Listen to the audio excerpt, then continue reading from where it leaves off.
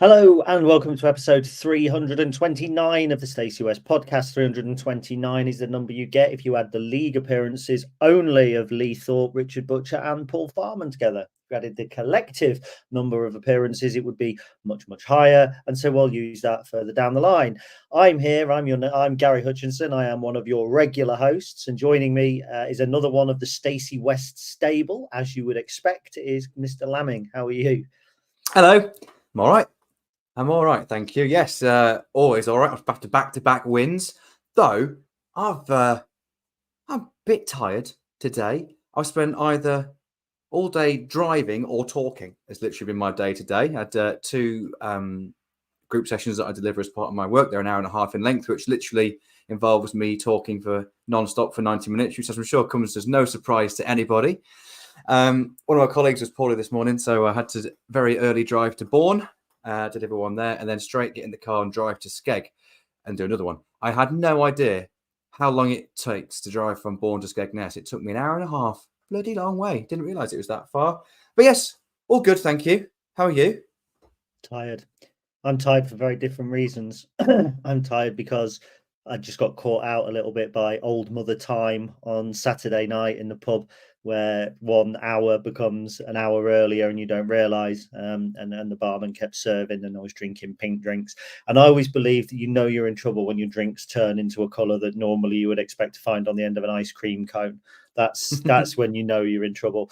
But bizarrely, I actually checked my bank details thinking this is going to look heavy. Bear in mind my £90 tequila story from the other week, which I think I've told on the podcast already. Yes, I think you did.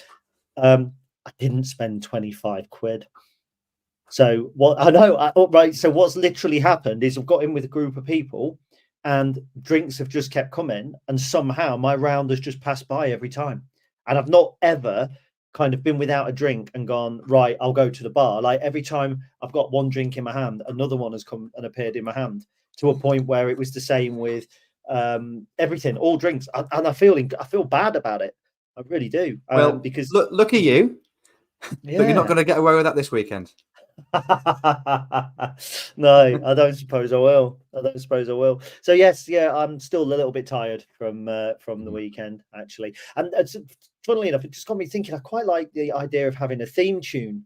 I know it's got a completely different subject, but you know how we have the Stacey West theme tune? It kind of, and I said there that we feel like a wrestling stable or something like that. It's like the overriding theme tune. But I just don't know, what would your theme tune be, do you reckon, if you had to have just a theme tune for yourself? Do you know what I would love for me? And it's self-deprecating humour. Do you know the track "Loser" by Beck? I do. Yes. I'd love that. Just as soon as that came on, and you'd know that I wish you'd give me a heads up about this, because I had to try to think of a really funny one, but there's nothing's coming to mind right now. No, something about the theme tune, just because it's funny. I was thinking of something from Talking Heads, because it would kind of, is there a talk? I don't know, something like that. Anyway, we'll have to have a think about this and come back. Yeah, we will. And what we'll have to do, I don't know how we'll get over the rights on YouTube, but we'll have to probably we'll have to work an intro that's got our own personal intro in it. So anyway, that's enough waffling. Because people don't like waffle on Lincoln City podcasts. They like to hear about Lincoln City. And there's no better time to hear about Lincoln City than back-to-back wins.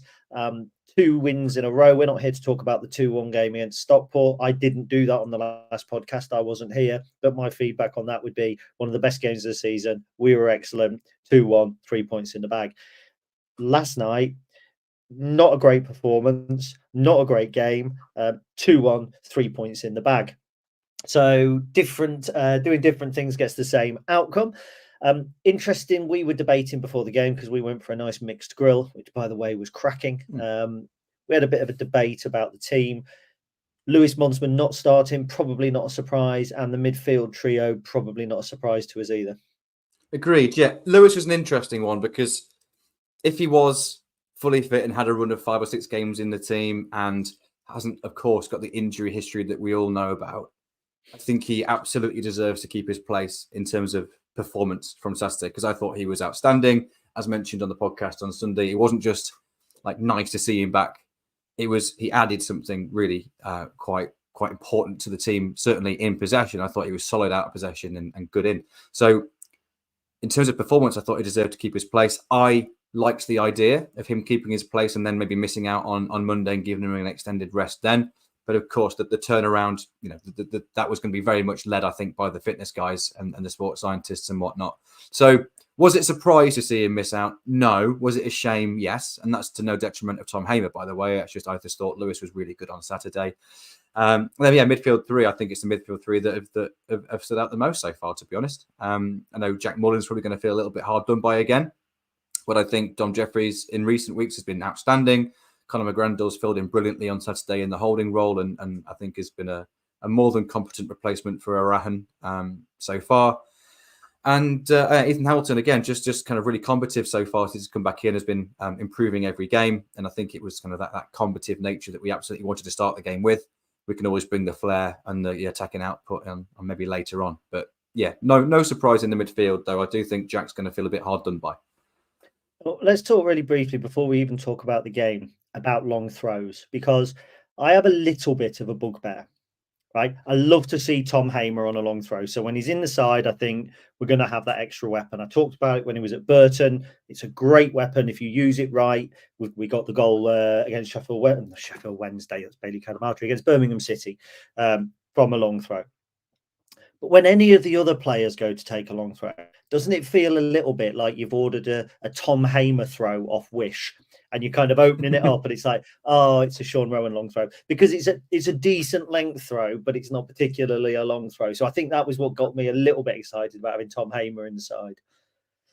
Yeah, it certainly adds that extra threat, doesn't it? And I don't ever think you should select a player just because they've got a long throw. Like Rory Delap often was maybe selected when he played for Stoke all those years ago, but it certainly adds something extra. We know how important set pieces are in football. They know how important they've been for us this season. We're going to touch on that a little bit later in more depth.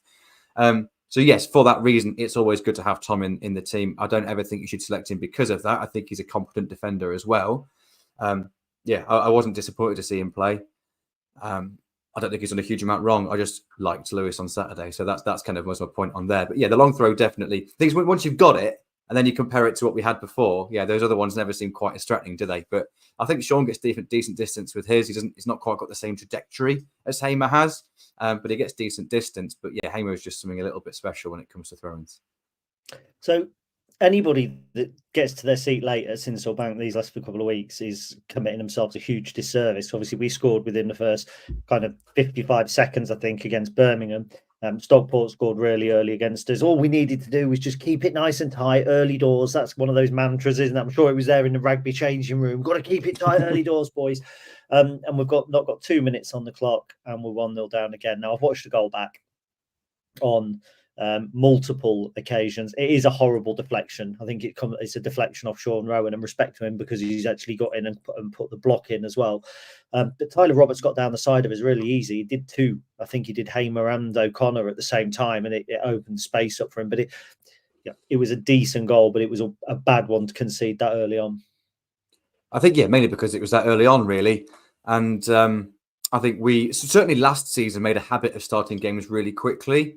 In some games this season, we've done it, but I don't think it's been as much of a fixture yet as maybe it was last season. We did see it on Saturday. The goal for Stockport very much came against the run of play. We were by far the better team in the whole of the first half on Saturday. But Northampton were the better team in the early stages of this game. Obviously scored early, but I actually think they were the better side in the opening sort of 10 minutes or so. We did seem a little bit leggy, bit slow, bit ponderous.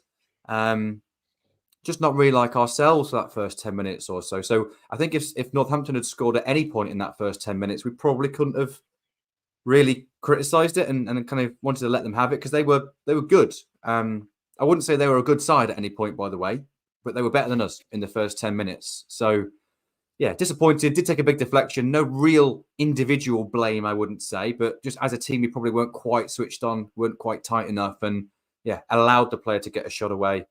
And of course, then you run the risk of the deflection and it looping into the net. But it was weird because at that point I wasn't really concerned. When the goal went in, I was like, well, that's frustrating, but we're more than good enough to score 2 goals against this lot.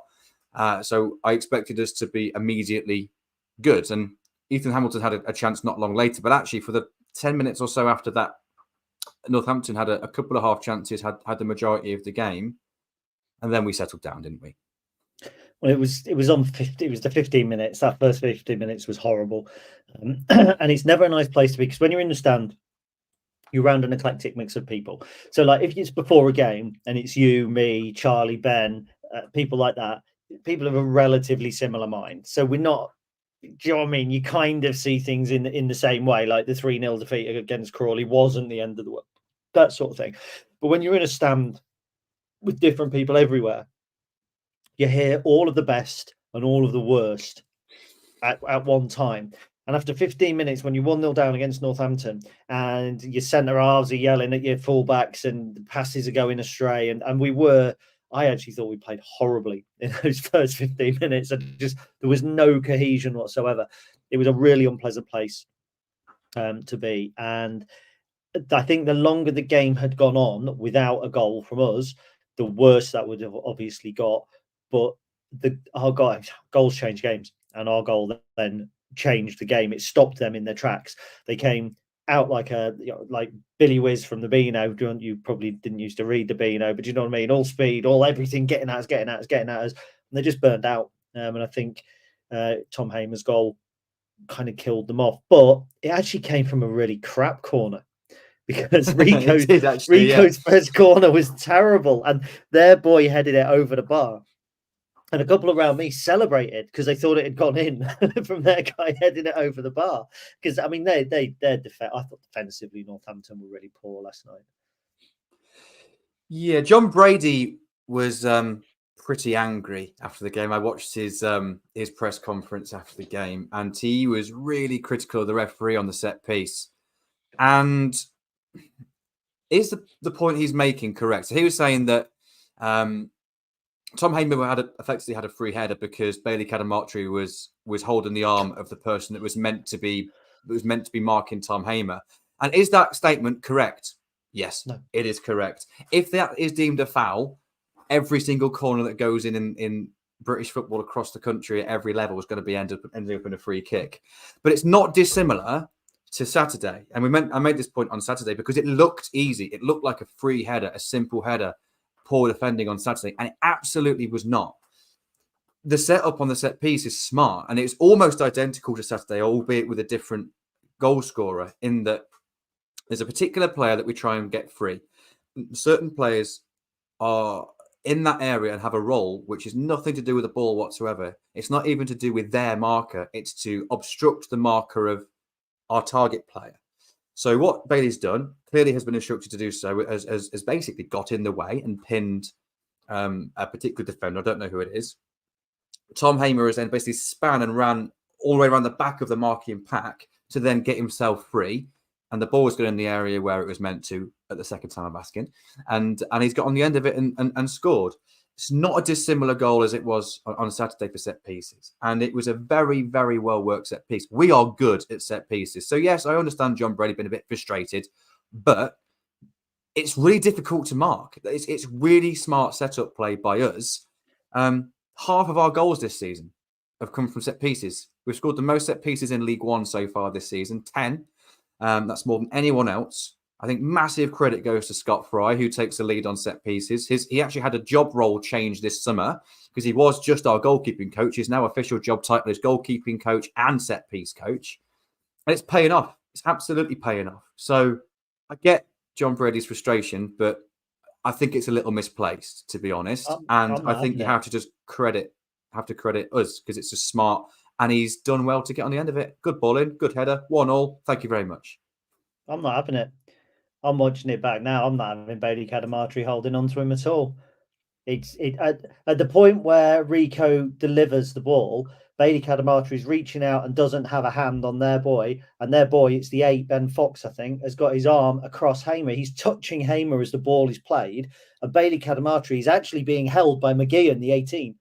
So actually, he's being held just as much. I've got it now on the screen. Yeah. So right? if you watch Hamer's run, he goes around the back and there's no one on him because of the pack is blocking off the markers. So that's kind of the point, is that it's not even bad defending, to be honest. It's just good attacking play to get him free.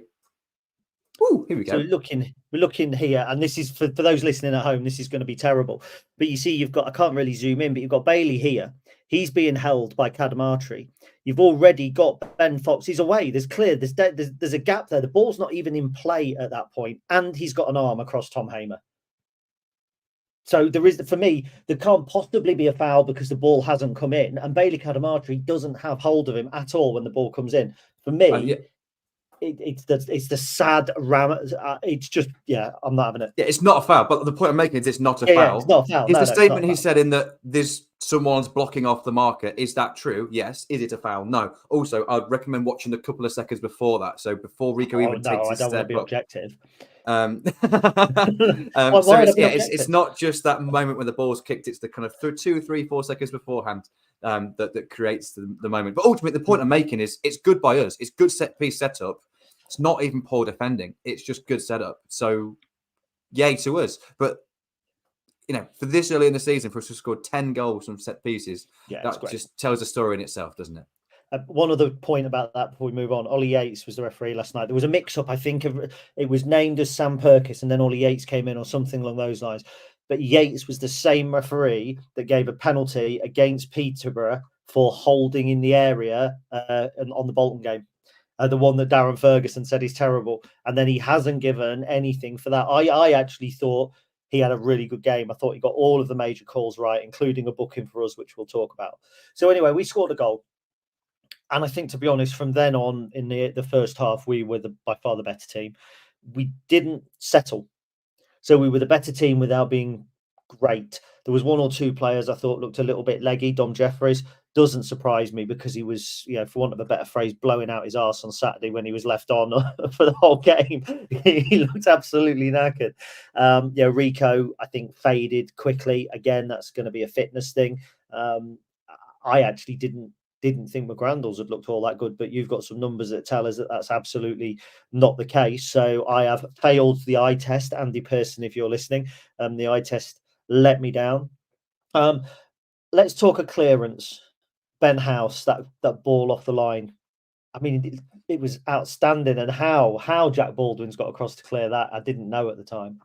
Yeah, credit where credit is due. That's a really, really good clearance because we were knocking on the door at that point. At no point in any point in the 90 minutes were we really free flowing. Did I ever feel that in possession we were particularly good? Out of possession, I thought we were good. Certainly in the first half, after we conceded, after we got it back to 1-1. Our PPDA actually was 2.88 for the 15 minutes from 15 to 30, which I've never seen it that low for ages. So that's really good. Our overall PPDA was just 5, which is the lowest it's been at any point this season. So that's partly down to Northampton's lack of ability of playing out as well. It's not just us, but plays into our hands, doesn't it, that we force those mistakes. But I think out of possession, we were good still, to be honest. And I came out of the game thinking that wasn't a good performance overall, but we'll take the wins when we get them.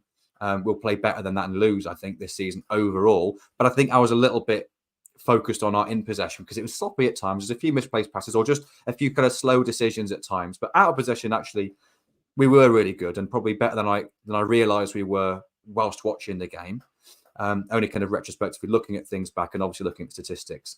If you realise, actually, maybe I was a little bit harsh in our judging our out of possession work, but I do think our in possession, as you mentioned, wasn't quite as tight as it was on Saturday, but it was still significantly better than Northampton for the remainder of that first half. So they're really not a very good side at all. I appreciate they were 17th. They were only 6 points behind us before we started, but all of the underlying numbers, as mentioned on the pod on Sunday, put them in the bottom 4. And to be honest, it showed. After we pulled it back to 1-1, I thought they were poor for the remainder of the game, to be honest, on the whole. We didn't need to be at our best to beat them. I appreciate it took a little while for us to get that second goal. But yeah, certainly in the first half, I thought we could have quite easily gone in 2-1 up. But we didn't quite. But it was a promising, without being a perfect, first half performance from our goal up until the half-time whistle. So let's talk about the other yellow card. We're talking Tyler Roberts because it's pertinent to discuss it. It's something else that John Brady has criticised. He said it's a weak yellow. I actually thought, and I'm coming across quite critical this evening. Maybe you can tell I'm tired and a little jaded. Ethan Hamilton, I thought, just looked really laboured in possession. He got on the ball, whether there was no movement ahead of him, quite what it was. Roberts has come charging back. Look, he had such pace; he could have gone round him and nicked the ball. I mean, he was catching up at any right pace. He's just gone bang straight into the back of it. Is it a yellow card? I think it's a harsh yellow. I think it's definitely a foul. I don't think it's a yellow card. And I'm not here to back up John Brady. I feel like I've done it twice. I don't agree with him on the corner, by the way, but I kind of do agree with him here. Is it a foul? Yeah. Is it a needless foul? Yeah, because Ethan didn't have anything ahead of him. I feel the reason that he was labelled in possession is because he didn't have any support ahead of him. That happened a few times throughout the game as we kind of broke, but we didn't actually have the numbers forward to continue that counter-attack, and we've had to start again. I think it was a moment like that. So there was plenty of players back behind the ball. He just didn't need to do it. So maybe that's why he's got the yellows, because it was a needless foul. But I think that's probably a little bit harsh. That does not excuse what happened later on, of course, which was hilarious. But yeah, I do actually think this is a bit of a harsh one, to be honest. So because for me, it's an interesting question because, going back to Exeter last season where Pawdy pulled their player down with no attempt for the ball. For me, if you commit a foul that has zero intent of getting the ball, zero intent, and it doesn't matter how you do that, if it's a chest barge from behind, you're not showing any intent of getting the ball. You're not shoulder to shoulder trying to get. He's literally coming from behind. There is a player between him and the ball. Maybe I've got red and white tinted glasses on. But for me, it's a yellow card because there's zero intent. There's zero intention for trying to play the ball at all. So I am objective, as you know, a lot of the time. I do try to be objective, but I wasn't buying that. And then right at the end of the half, sorry, go on. I was just going to say, if that was the other way around, so if that was us committing that foul, would I be angry if the referee booked him in that situation? Probably not. Would I think, it's a bit harsh? Yeah. Would I be really angry? That's never a yellow card. No, I think that's one of the ways that they can kind of go either way, and you can kind of accept it either way. If it was against your player, I think the only thing that happened for Northampton, of course, is it came back to bite him in the arse, which we will talk about because it is funny. And then right at the end, you'll like this one. This is a little topic I've got written down here. Right at the end of the half, actually, there's a moment that people haven't picked up on. It was the last touch of the half, and it's a save from Wickens. Now, he's actually had a really tough time of late. I think it's something like 7 shots on goal and 6 goals let in, or 8 shots on goal, 7 let in. I mean, he pulled off a cracking save right at the end of the half, I think, to tip the ball over. And then the ref obviously blew up for half time, as it was. And there was some arguments from Northampton that they didn't get a corner.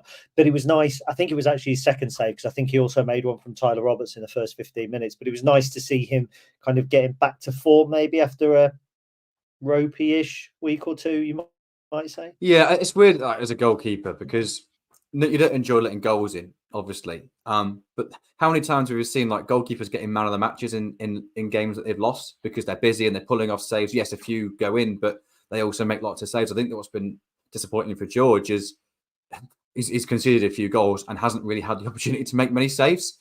So it looks a lot worse than it is. I honestly don't think there's many, if any, of the goals that have been conceded in the last few games that have been directly because of him.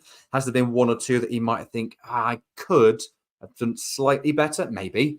But I don't think there's any that would be directly down to him. But it's a nice little confidence booster just to get 1 or 2 saves back under your belt. And yeah, confidence is probably one of the biggest intangibles as a goalkeeper. It's one of the biggest factors that impacts performance. You can't put a number on it, can you? But my goodness me, can you feel it when you're playing? And my goodness me, can you see it when you're watching someone play?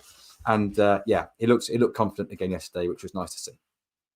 So the second half, it was just a mess, frankly. It was just a mess. It was like a drop pizza of a football game. It was all over the kitchen floor. Now, I was worried at halftime. They brought on Tom Eaves, who certainly doesn't need a chair to change a light bulb, even in a church, does he? I mean, he's a big boy.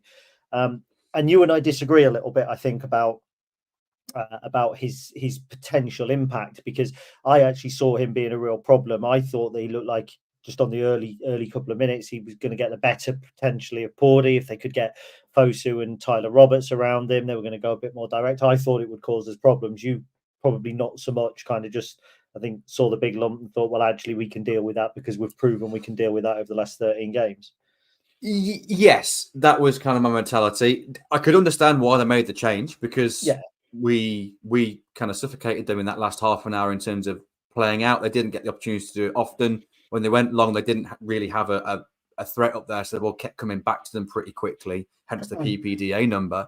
And when they did try and play, we were really good at making look really amateur actually playing out. They didn't really seem to have a real setup for that. So it made sense for them to kind of almost abandon that idea and go longer earlier and have a target up there.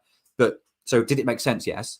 But I just think we're good at dealing with that sort of thing. And I think we get good at making the first contacts. Pordy doesn't lose many headers, sorry. And we're really good on second balls. We're really good as a team on second balls. So I wasn't threatened, to be honest. I just thought it would help us because it means they're going to go even longer and we can get on the counter-attack quicker. But it is a bit unlucky, isn't it, from a Northampton perspective, that you make that tactical change at half-time and then 6-7 minutes later, you've got to bring him off again because of an injury. Yeah, and I mean, I think it was a big injury as well. I mean, I haven't seen exactly what it is, but I'm assuming it was something like a broken nose. And it was interesting that it was Lewis, and Lewis hadn't actually been on that long. Tom Hain was only injured just before half time, and it was it was an interesting clash. 10-minute wait, it sucked all of the life out of the game, and genuinely, there is nothing worth talking about until 75 minutes, because we made a couple of changes.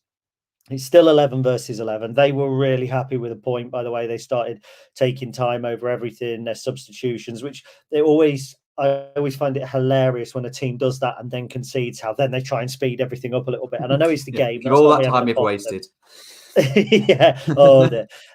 But Tyler Roberts, honestly, I was thinking of ridiculous red cards I've seen at Sincilbank. And I remember Blackett Taylor not retreating for a free kick from Tranmere when he was on a booking. I remember Junior Agogo making a wanker sign at the Lincoln bench after scoring the equaliser. I think that was even Jack Hobbs's debut. I might be wrong, but I think that was when Jack Hobbs was 2005, maybe 2005. Yeah. So it may not be. It was just, what's he thinking? I mean, it's a throw-in on the halfway line, and what makes it worse is he smashed the ball and it's hit the line out. So even if it wasn't going to be a yellow for knocking the ball away, which it should have been anyway, but even if that was not going to be, the fact it's twatted the line out, it means it's just a definite yellow card. But what are you doing? Whether you feel hard done by with the first yellow or not, you know you're on a yellow. You have been for a good half an hour by that point, or well over half an hour. What's he doing? It's pathetic, to be honest. Absolutely pathetic, but also very funny. And to be honest, from that point, we were really good, actually. I thought we were really front-footed. We got loads of overloads all over the pitch and kind of got the ball in the box regularly. It almost felt like a matter of time, because before that, I thought we've got enough on the pitch to get a second goal, but it's not really clicked just yet. This could peter out into a 1-1 and be a little bit frustrating. But as soon as it went down to 10 men, I thought, all right, we've got a real chance here. And we seemed to really up the ante from that point.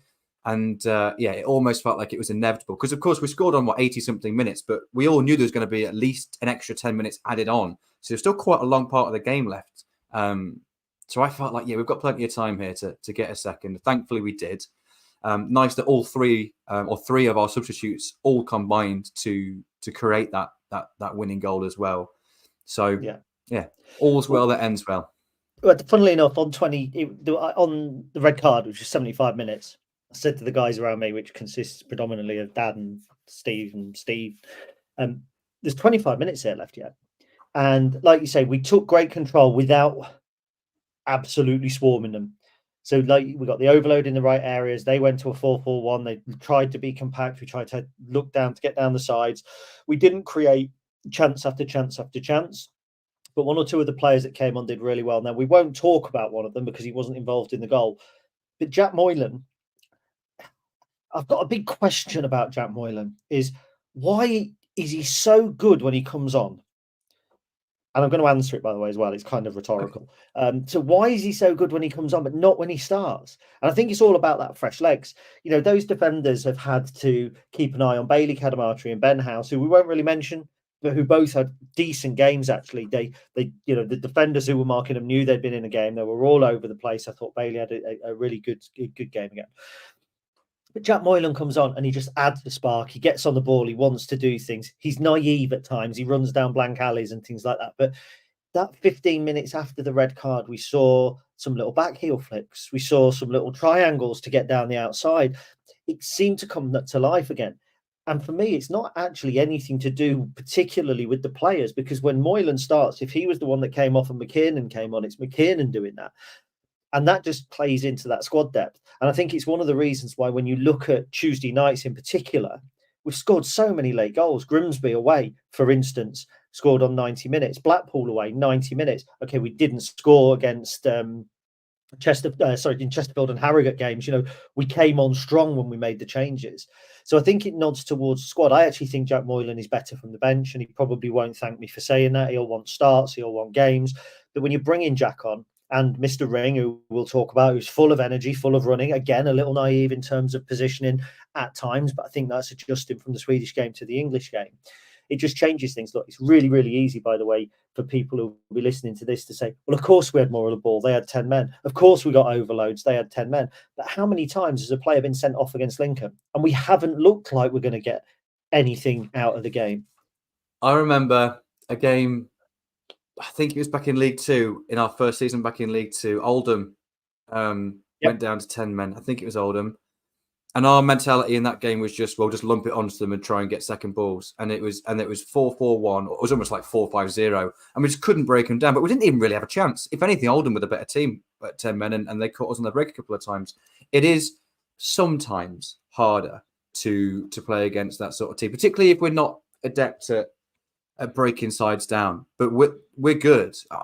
You know, we try and create 2v1s and overloads on the pitch against 11. When you're playing against 10, we are very, very good at being able to create that space and find the spare man. That is literally what the whole of training is about, in those small areas, finding the extra man. Everything that we saw when we went to watch training that day was the first half of the session was basically built around that, and trying to make it all kind of automatic, a bit like being on autopilot with the lads doing that.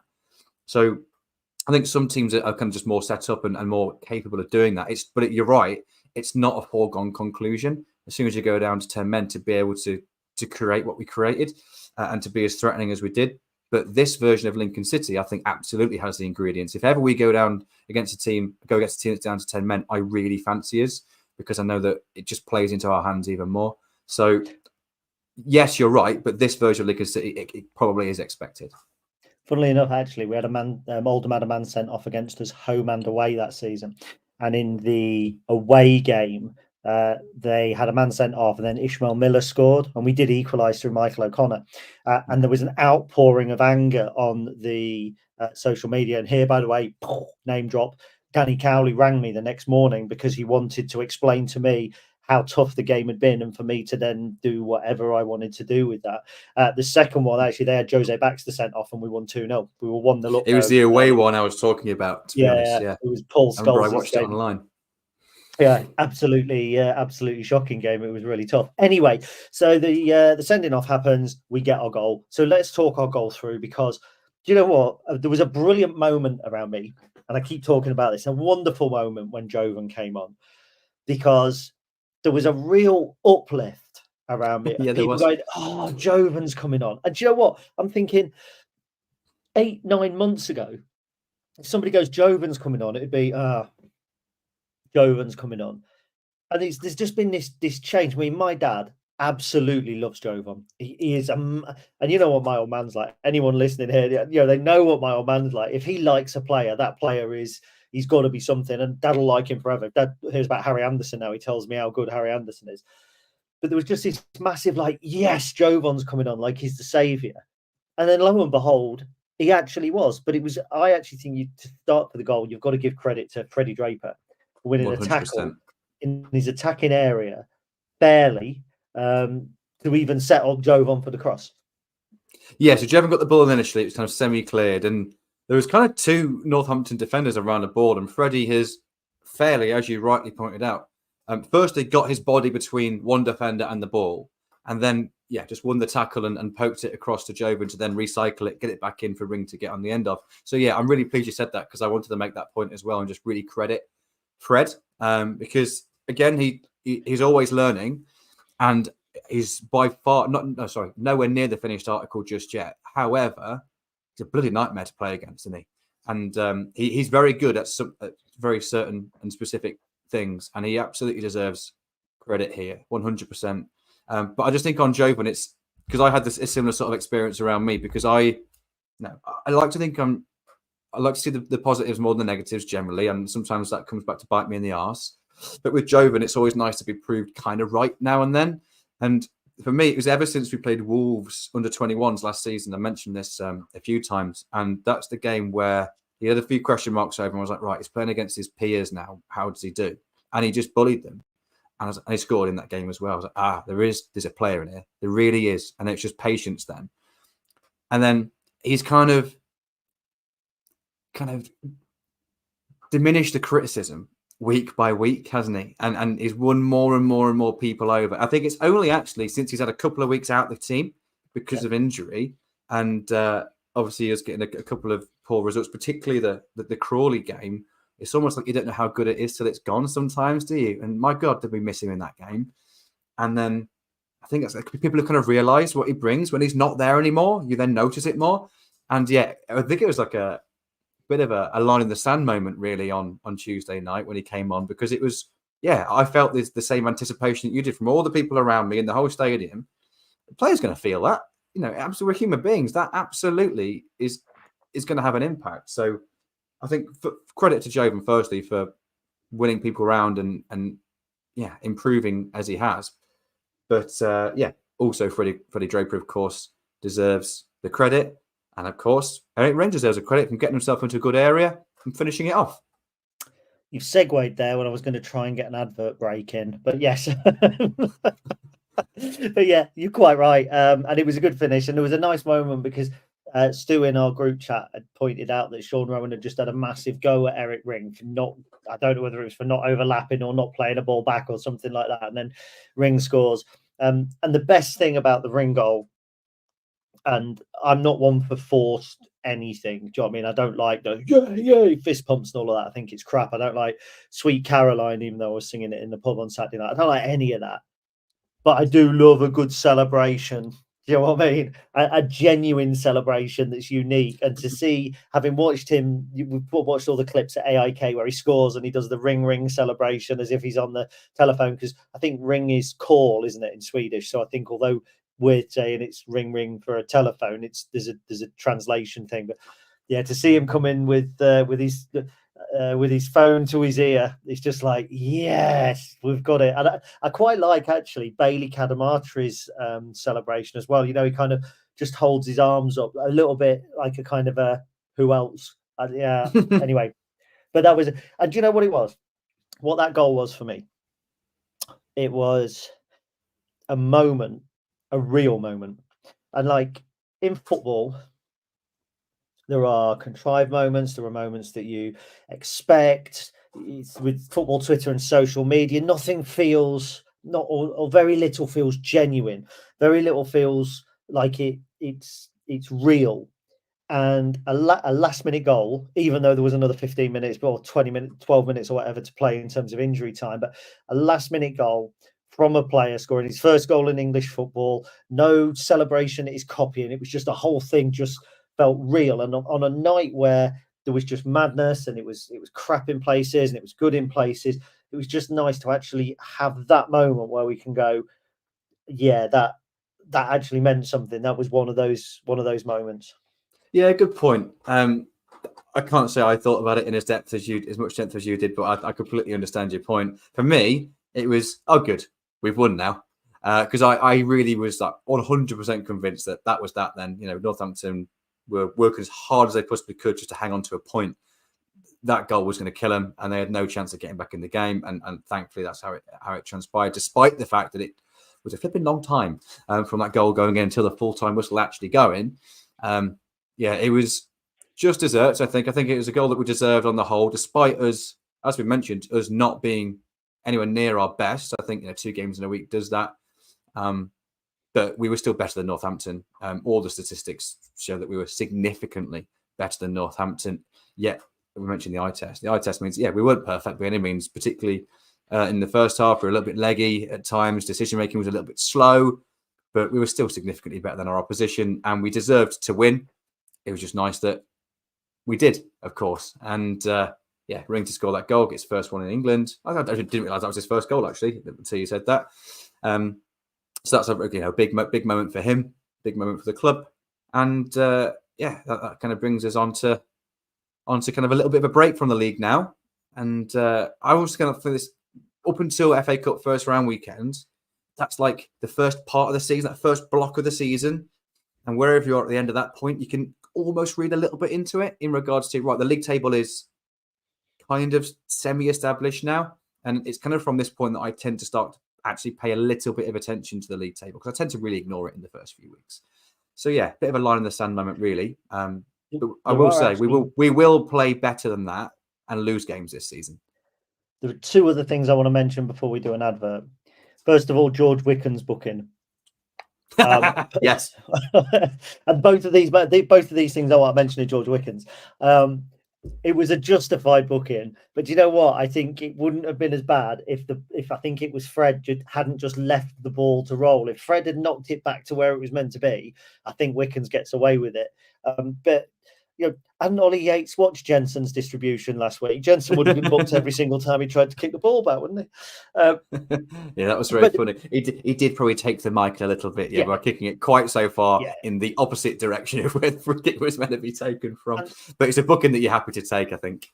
One thing that frustrated me, and it's Pordy, because at one point he has sold Vickers short with a woeful header. Not Vickers, Wickens, sorry. Mm-hmm. And Wickens has sliced it into the stands. He doesn't have a choice. And Pordy has laid into him. And I'm thinking, if you sold me that ball, I don't care if you're the captain or not, you're having it back. Because the keeper's done as well as he can there to prevent a horrible goal, like we conceded against Arsenal, like we conceded against, I think it was Harrogate in the Cup.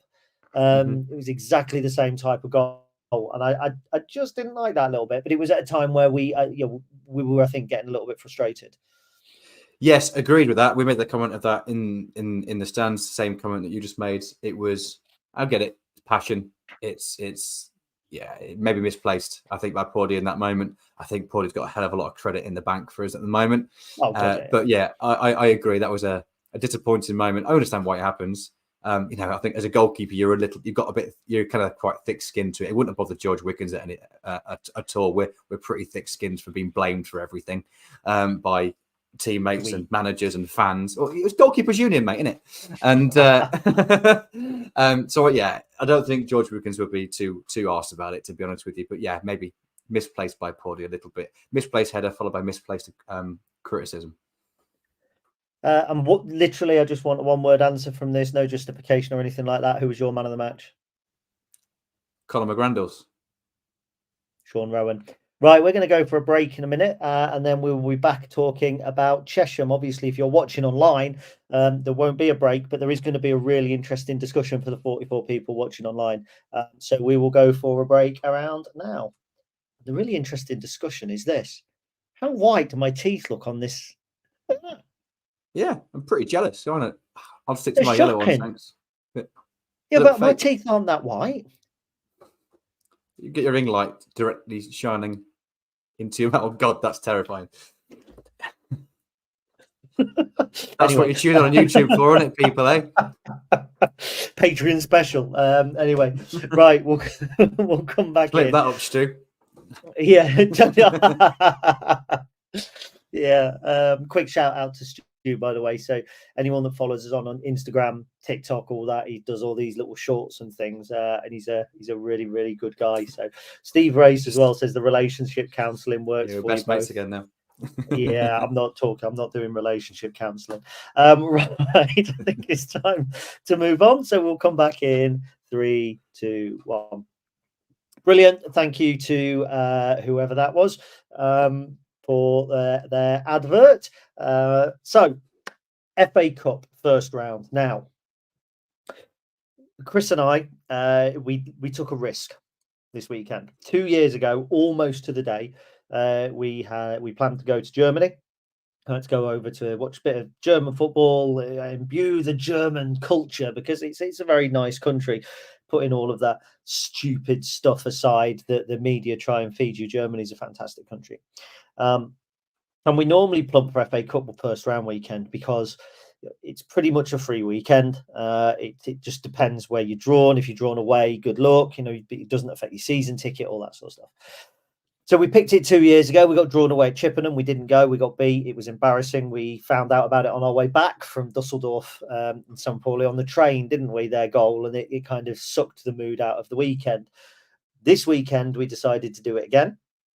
We've got Chesham away, and brilliantly, it means we're now able to go because we'll be closer to Chesham than we will home around kickoff time. So it's FA Cup first round weekend. It's a magical weekend. It's a strange weekend at times. It's always the first weekend after the clocks have changed. It feels like the first knockings of winter, even when you're kicking off at 7:15. Now, to do a preview for this is really difficult because what can we tell you about Chesham?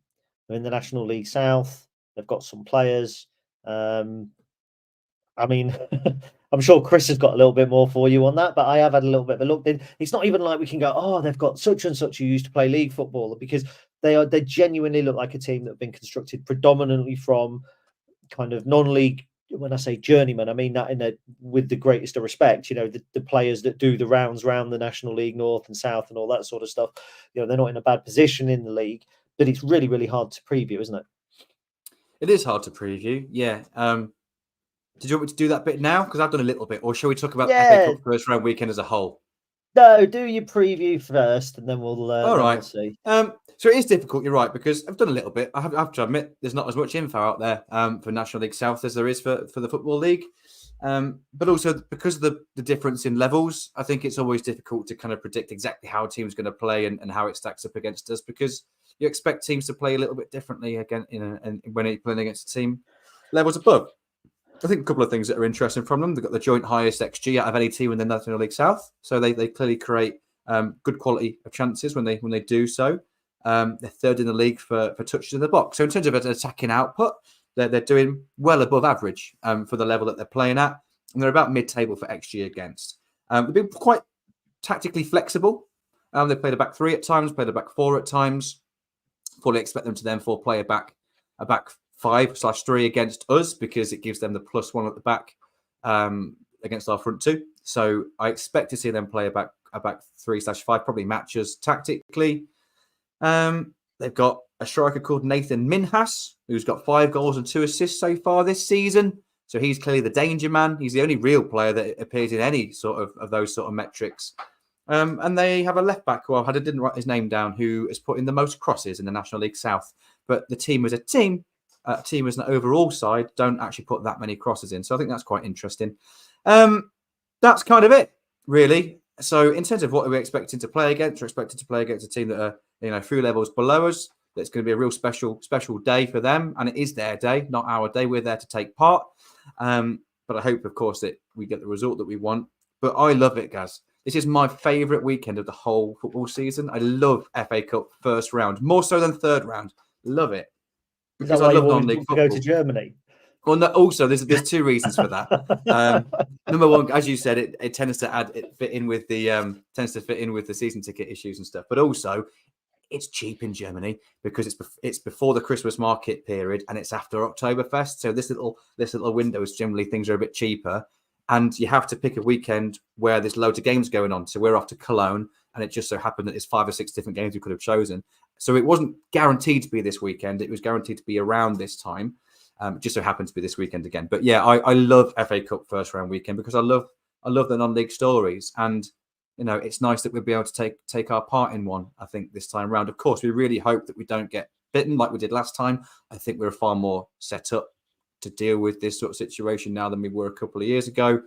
But of course, we cannot take it for granted.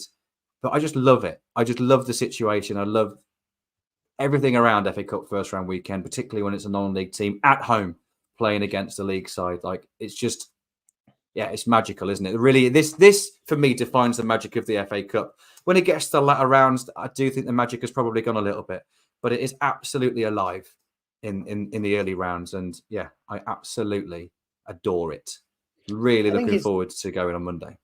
I think it's the unpredictable nature of it. I think it's the coming together of two kind of football cultures almost, because non-league football is very much everybody pitches in, there's buckets on the changing room floor catching water coming through or the ceiling. And I don't want to be derogatory to a lot of non-league grounds, but we've been to some that when you say ramshackle, yeah, sure, they're ramshackle by Football League standards, but actually for the level that those teams are at, they put a lot of hard work and love and care into those grounds. And it's nice for those to kind of host, when I say proper football for Chesham is National League South. I mean, I think they were promoted last season, so they play Chippenham, and that's like, which I think was the same with Chippenham a couple of years ago. The omens are all there, as Harrison has said in the comments.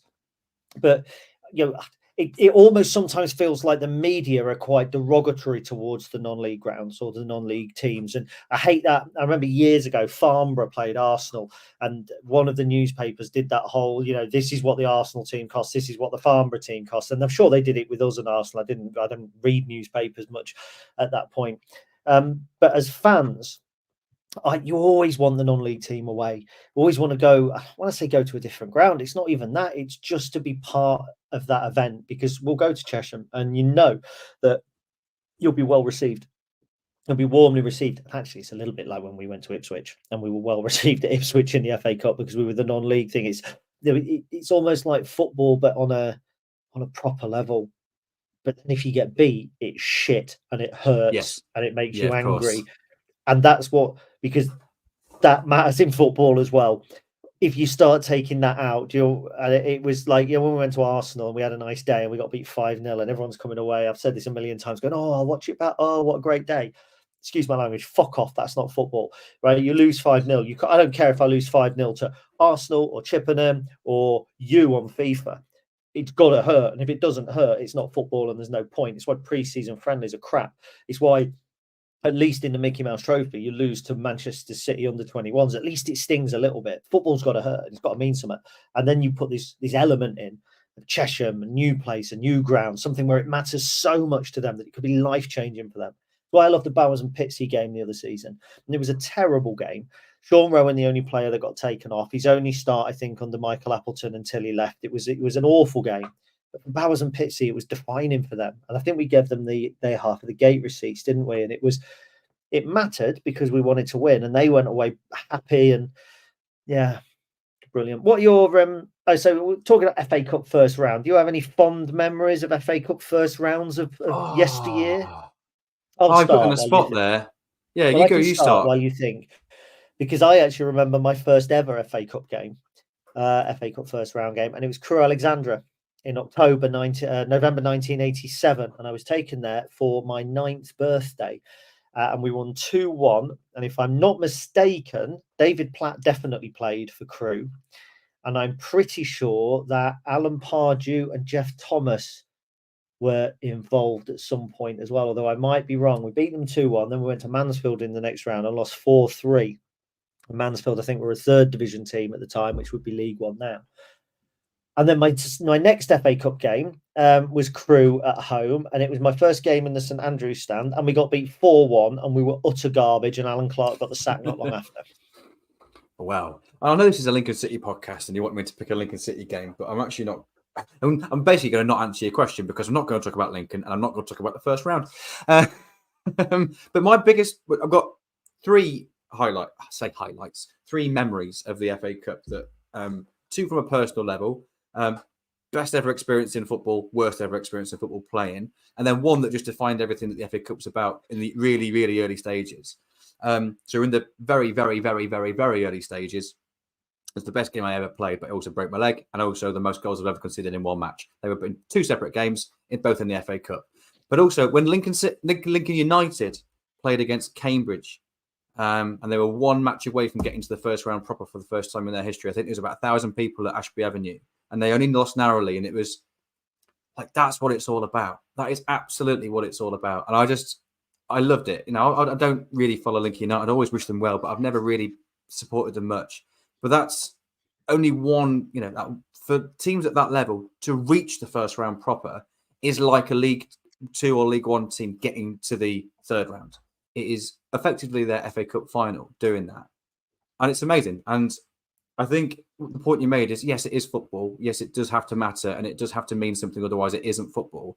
But I think FA Cup first round weekend, it just matters so much more to certain teams.